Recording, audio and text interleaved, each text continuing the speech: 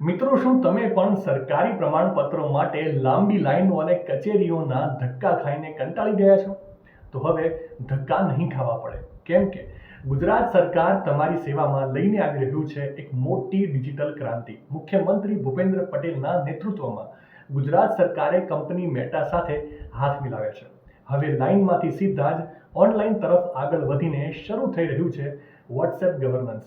આવનારા સમયમાં માત્ર એક જ વોટ્સએપ નંબર પરથી તમને ઘરે બેઠા બેઠા 20થી વધુ આવશ્યક સરકારી સેવાઓ મળી જવાની છે, જેમ કે આવકનો દાખલો, જાતિ અને ઈડબ્લ્યુએસના પ્રમાણપત્રો, રેશન કાર્ડ અપડેટ, મહેસૂલી રેકોર્ડ, સત્તાવાર સોગંદનામા અને ફરિયાદોનું સીધું જ નિવારણ.